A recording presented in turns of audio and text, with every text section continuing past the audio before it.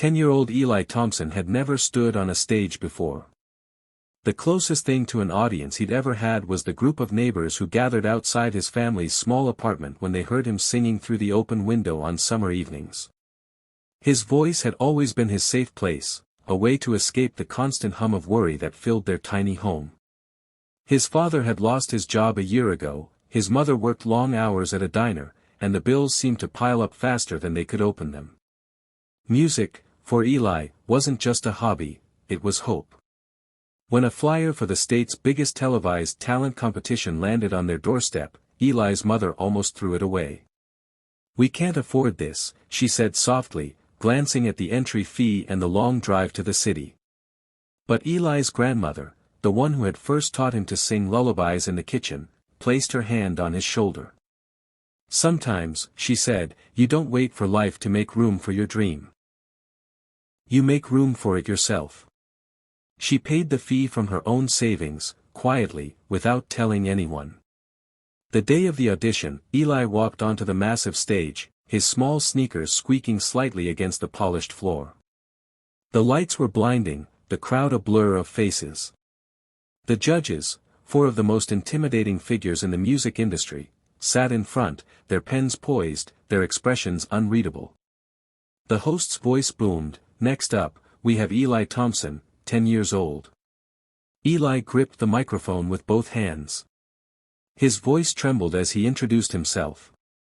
I'm singing this for my grandma," he said, "because she believes in me more than anyone." The judges exchanged a glance. Then, the music started, a slow, soulful piano melody that seemed far too big for such a small boy.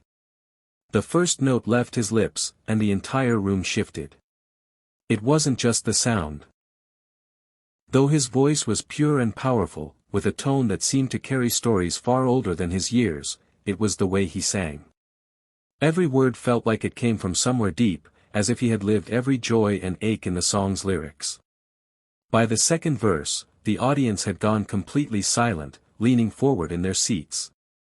The camera panned to the judges, who were no longer scribbling notes but tapping their feet, swaying to the rhythm. Halfway through the song, something unexpected happened. Eli's eyes caught sight of his grandmother in the audience. She wasn't smiling. She was crying, not out of sadness, but because she knew this was the moment her grandson was stepping into the life she had always hoped he could have. As Eli sang the final chorus, one judge closed his eyes and began nodding to the beat, his body moving to the music without even realizing it. Another judge tapped the table like it was a drum. By the last note, all four judges were smiling, their bodies swaying in sync with the music, something they rarely did in unison. When the song ended, there was a beat of silence, and then the room erupted. The audience rose to their feet, clapping and cheering, and the judges followed. One of them leaned into the microphone.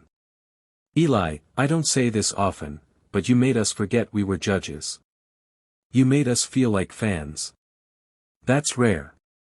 Another judge added, "Your voice has a soul far beyond your age. You didn't just sing a song, you told us your story." Then came the moment that would change everything. The judge at the far end reached forward and slammed the golden buzzer. In an instant, a storm of gold confetti poured down from the ceiling, swirling around Eli as the audience screamed. Eli's hands flew to his mouth. He turned toward the crowd, his eyes searching until he found his grandmother again. She was on her feet, clapping through tears, her proud smile breaking through the emotion.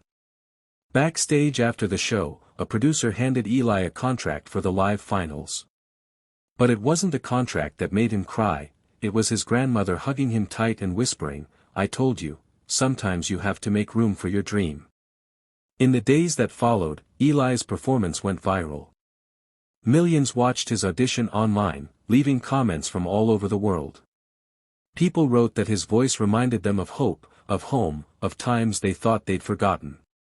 Some said they were going through hard times but found strength in the way Eli sang without fear. By the time the finals arrived, Eli wasn't just singing for his grandmother anymore.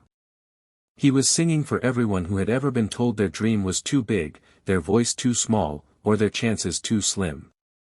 When he stepped onto that stage again, he carried the weight of those people in his heart. And he sang like the world was listening.